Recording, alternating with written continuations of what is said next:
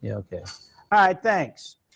It's a pleasure for me to have to be with you today, and it's a special pleasure to have Mike Reed with me here today.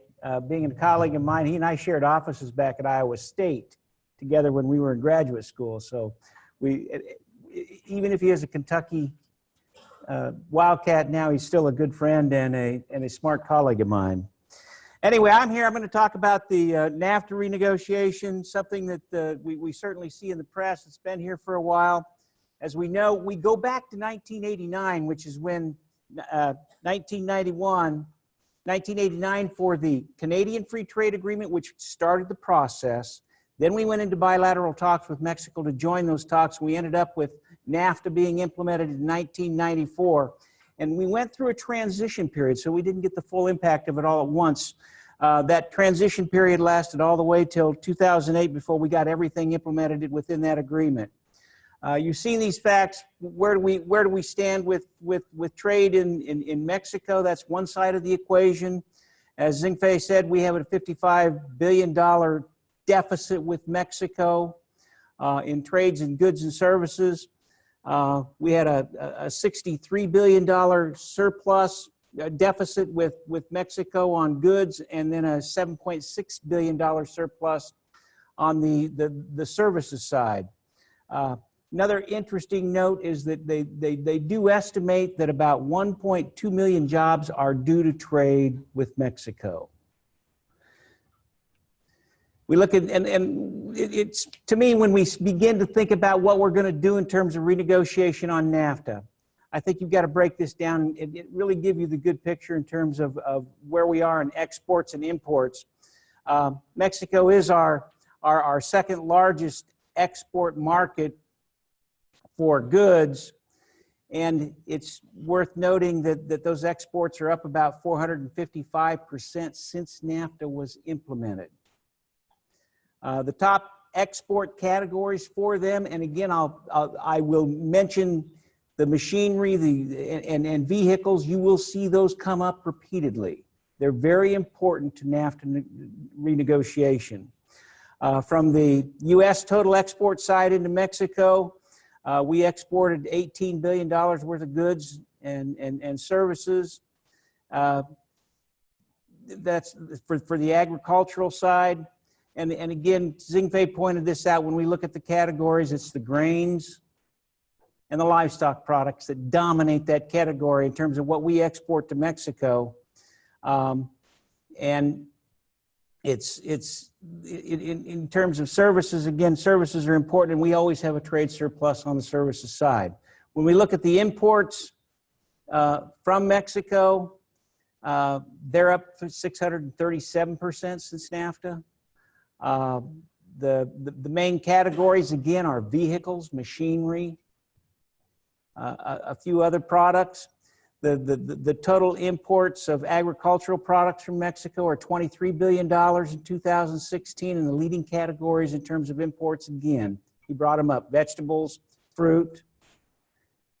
And when we look at the imports of services, again, they're up about 216%. So again, think about the categories. Let's look at Canada. That's the other side of the equation. We've also got, they're a part of this that's involved in the negotiation. When we look at them for goods and services, we had a trade surplus with Canada of $12.5 billion in 2016. We had a trade deficit on the goods side, on the goods products of $12.1 billion. And a surplus on the services side of $24.6 billion, giving us that trade surplus overall of $12.5 billion. And again, from the jobs perspective, trade with Canada, they say it accounts for about 1.6 million jobs in the U.S. Breaking it down again, looking at exports and imports with Canada. Where are we with goods exports are $266 billion, and that's up 165% since NAFTA was implemented. Again, looking at those top categories, what are the top categories? It's vehicles, machinery, You'll hear, again, you're hearing those repeatedly. On the agricultural side, it is our #1 market for agricultural products in Canada. And our largest export items to Canada are what? Fresh vegetables and fresh fruit. So it's a good market for us on the Canadian side for our fresh fruits and vegetables. And again, the exports to Canada for services is a surplus for us. It's up about 218% since NAFTA.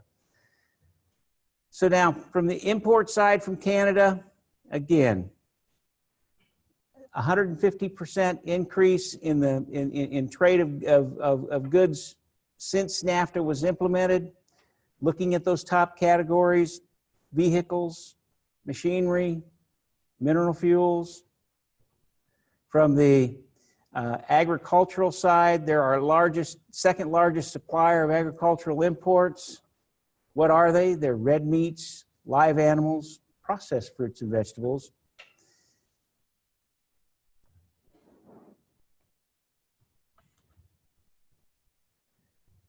Now let's just take a quick summary of that, where we are. I mean, you've seen the trade numbers from Sing Fei and you've seen them from me. They're a lot of the same thing, but what does it mean? When we look at our trade summary, the U.S. trade deficit widened 12.1% in 2017 to $566 billion is our trade deficit. Exports have increased to $2.3 trillion. Imports are $2.9 trillion, giving us that trade deficit of $566 billion in the U.S.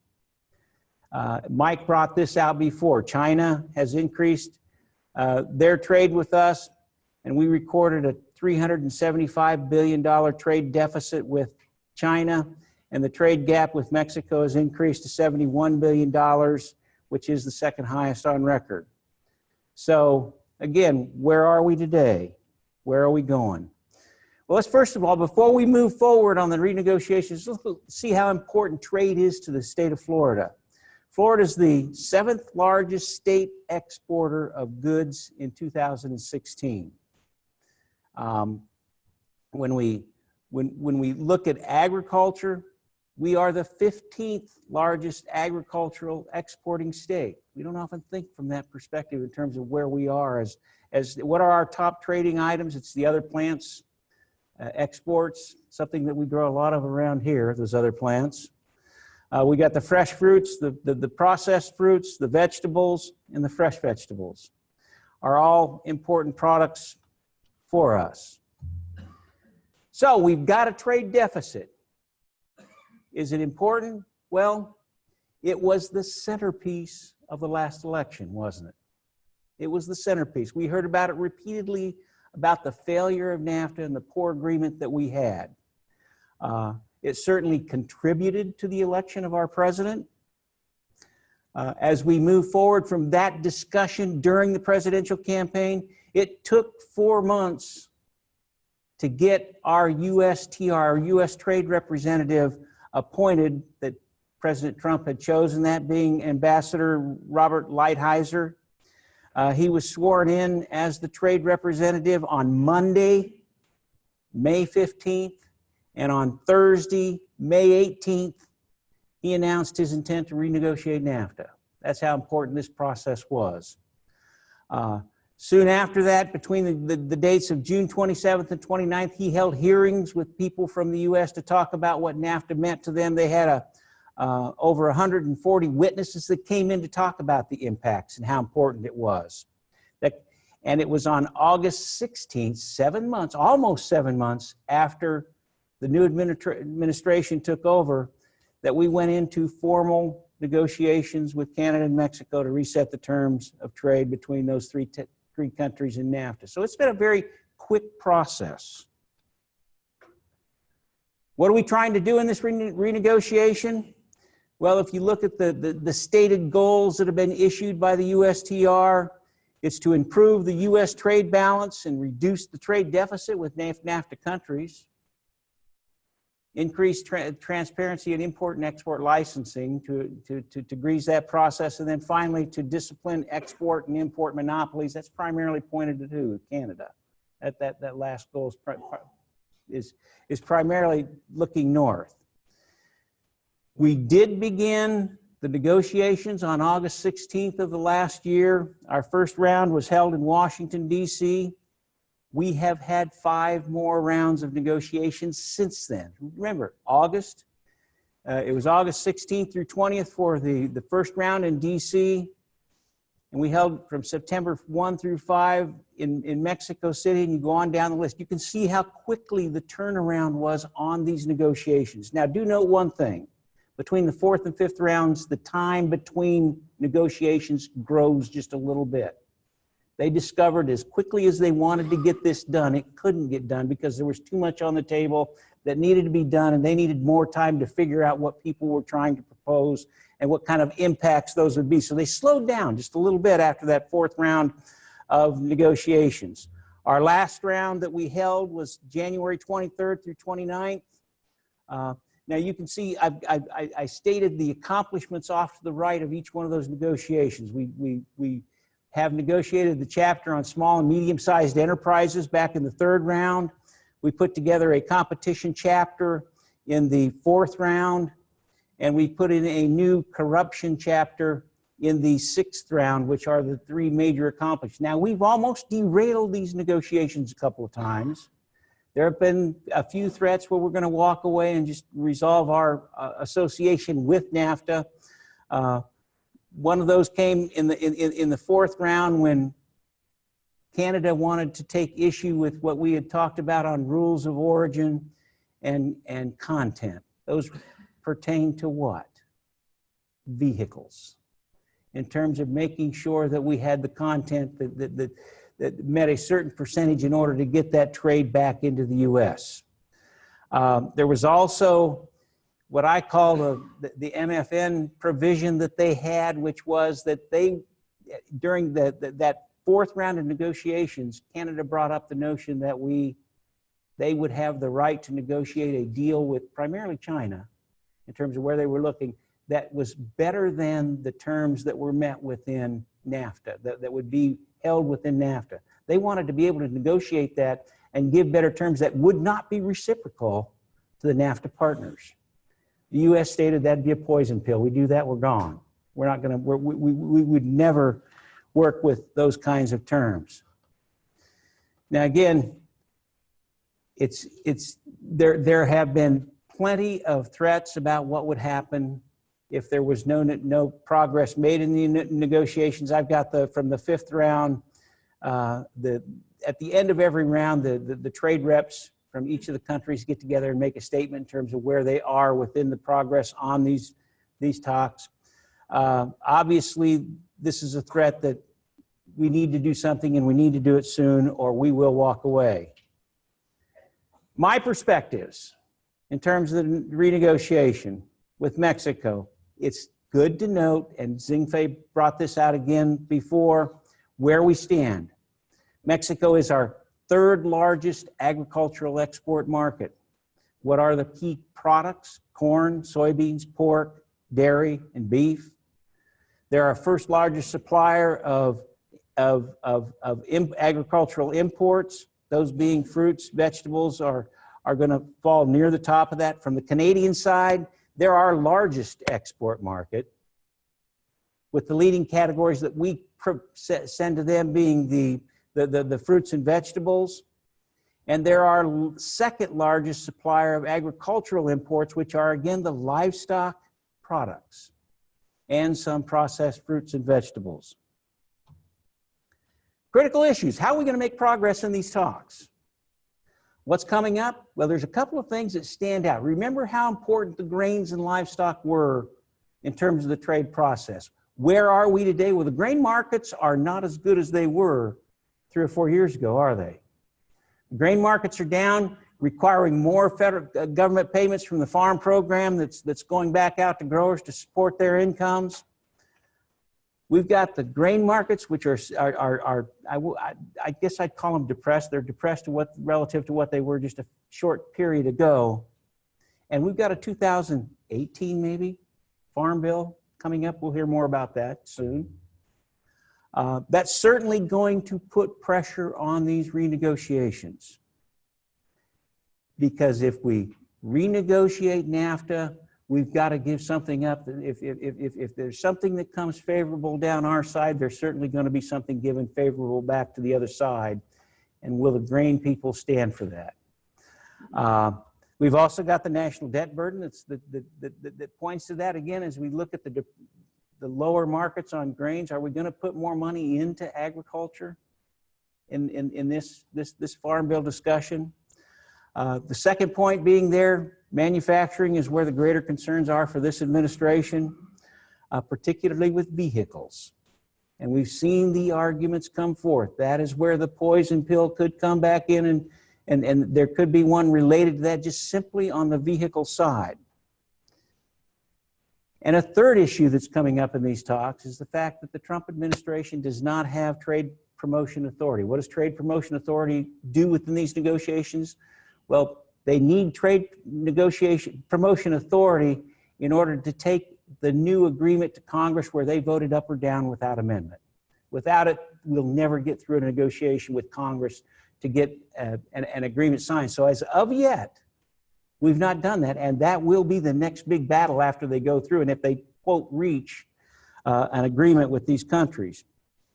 One more point that I wanted to bring out. Now, Terrence Stewart, who conducted the case, the trade case for the tomato industry, the fruits and vegetable folks here in the last few years, publishes several articles through his website on his, from his law firm. There's one thing that could come out of this that he thinks would do a lot for this industry, and that is dealing with trade remedies in perishable and seasonal and cyclical ag products. And what he's looking at there, if we are to take a case on a trade case to the International Trade Commission, it's basically a case where you've got to prove injury to the domestic industry. The domestic industry as defined today is all production within the U.S. Now, it gets even more complicated to that when we think about what the similar product is. But first of all, we took a case for the winter vegetable industry before, and they threw it out simply because it didn't consider the whole year's production. What he's proposing in this is that we take to these negotiations and ask for a designation within NAFTA so that within NAFTA countries, we can negotiate that we only have to prove injury within our seasonal windows where there are effects from that trade within the NAFTA countries. It'd make it a lot easier for the state of Florida to take a case and be more likely to win in the trade court. So that's one thing that is, will they be able to negotiate that? Not likely. Here's another problem that comes up. I pointed out the Trade Promotion Authority as an issue that the administration does not have at this point in time. The other issue that stands out is that at the end of the stated goals and objectives, there's a confidentiality agreement between the three countries that the negotiations will be kept totally confidential, that nobody will learn about them until they come out in agreement and announce. So there's no chance for us beyond what the trade folks do from Washington or from the individual countries, but there's no chance for us or you to understand where they are in those negotiations and what they're going to do. Is that good or bad? Well, certainly it's the only way that they're going to get this thing completed. Now, if I went back to the slide to talk about the progress in the 6th rounds, and we've got a 7th round scheduled to begin on Sunday. The 7th round is scheduled to begin again on Sunday. There is a hope, a stated goal of completing these negotiations by the end of March. Remember how fast we went the first 4 rounds. Every other week or after 3 weeks, they held the round of negotiations. They slowed it down in order to be able to go through the proposals that the different countries were putting on the table at that point in time. Can we get there between now and then? Well, they may negotiate an agreement, but we certainly have a lot to do after that before we'll ever get it ratified. That means that we've got to have Trade Promotion Authority passed before they could possibly get that done by. It's not going to happen. I mean, it's just simple. I'll stand out on a limb and say that that's not possible. But it's important to note that we won't learn about what's in it really until it's done. We know generally where they want to go, but in the meantime, we're just going to rest and take what those folks will provide us at the end, and then we'll have a chance to comment and negotiate. And really, the hard part of this process will probably show up in passing of the TPA. All right, with that, I'll stop. Thanks. Thank you, John.